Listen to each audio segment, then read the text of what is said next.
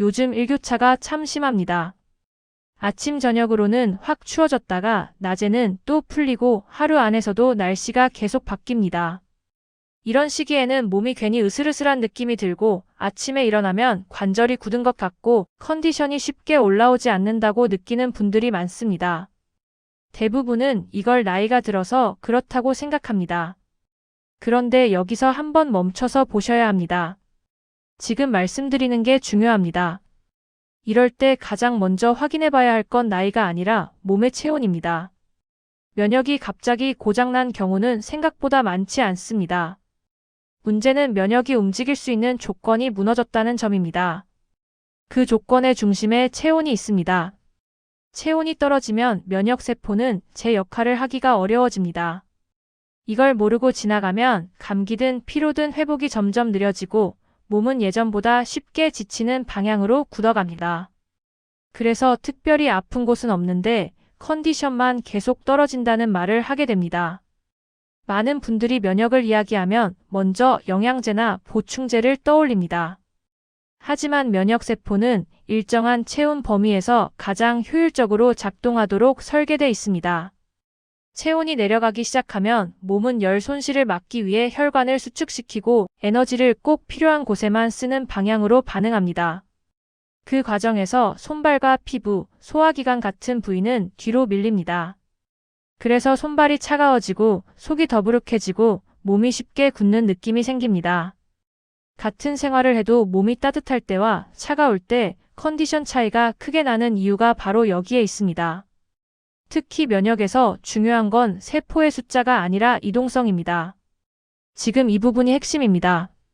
면역세포는 필요한 순간에 얼마나 빨리 도착하느냐가 중요한데 체온이 떨어지면 이 이동 경로 자체가 둔해집니다.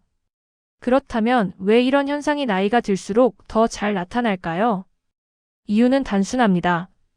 근육량이 줄고 혈액순환이 떨어지고 기초 대사량이 감소하기 때문입니다.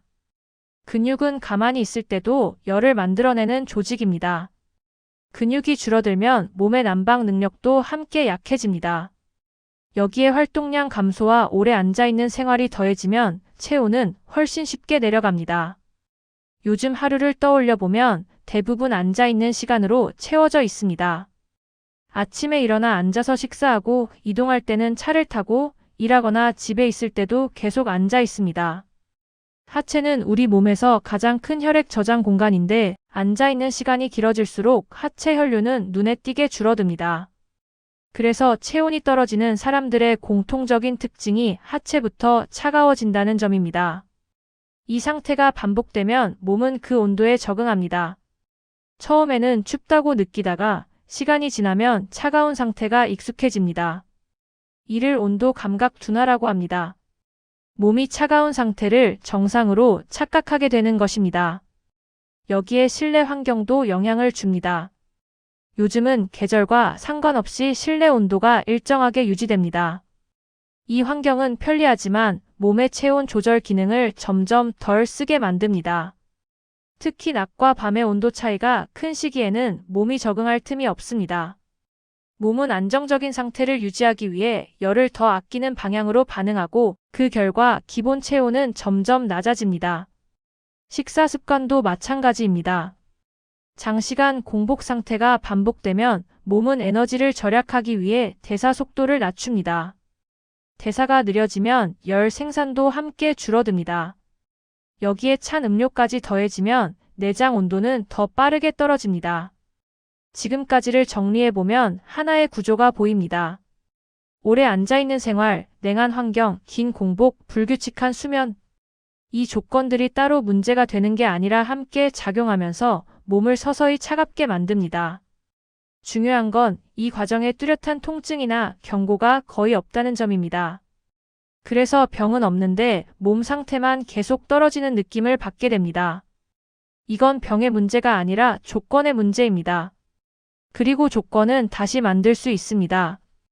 그렇다면 이제 남는 질문은 하나입니다. 이렇게 차가워진 몸을 어떻게 되돌릴 수 있을까요?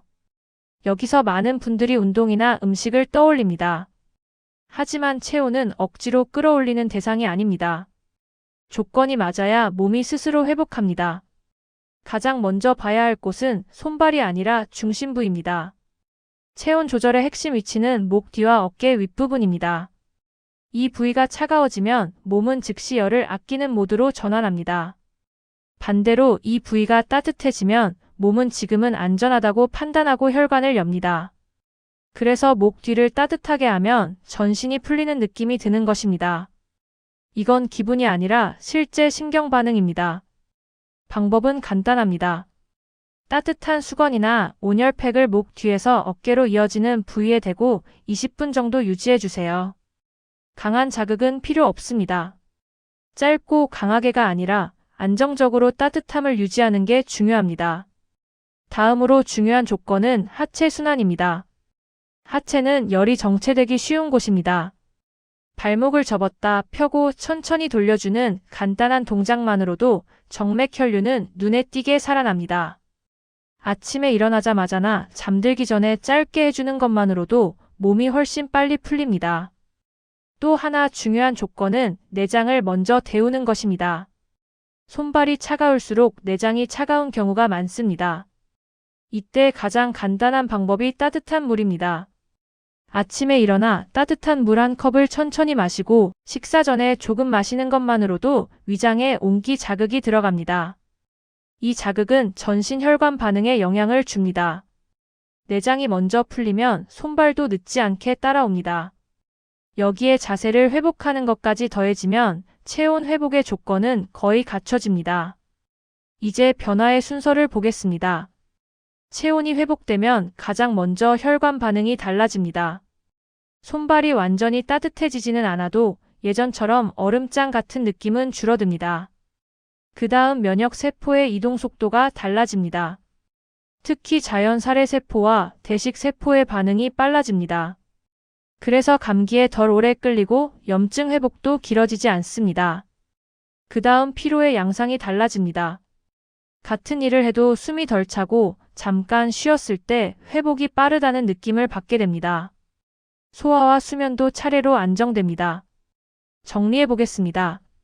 체온이 회복되면 혈관이 열리고 면역 세포의 움직임이 살아나며 피로 회복 속도가 달라지고 소화와 수면이 안정됩니다.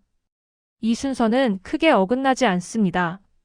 이제 여러분은 몸의 변화를 해석할 기준을 하나 가지게 되셨습니다. 손발의 온기 회복 속도, 소화 상태, 잠의 깊이. 이 네 가지만 봐도 지금 내 몸의 방향을 충분히 알 수 있습니다. 오늘 내용을 한 문장으로 정리하면 이렇습니다. 면역은 특별한 방법으로 키우는 능력이 아니라 무너지지 않게 지켜야 하는 기능이고 그 출발선에 체온이 있습니다. 체온이 유지되면 몸은 방어와 회복에 에너지를 쓰고 체온이 떨어지면 몸은 생존을 우선하며 회복을 뒤로 미룹니다. 그래서 건강을 관리할 때 복잡하게 생각하지 않으셔도 됩니다. 무엇을 더 먹을지보다 지금 내 몸이 충분히 따뜻한지부터 살펴보시면 됩니다. 오늘 이야기한 내용이 도움이 되셨다면 구독과 좋아요로 함께 해주시면 큰 힘이 됩니다. 그리고 평소 몸이 차갑다고 느끼는지 오늘 내용 중 바로 실천해보고 싶은 것이 무엇인지 댓글로 남겨주세요. 여러분의 경험 하나하나가 다른 분들에게도 큰 도움이 됩니다. 지금까지 함께 해주셔서 감사합니다. 여러분의 하루하루가 조금 더 따뜻해지길 바랍니다.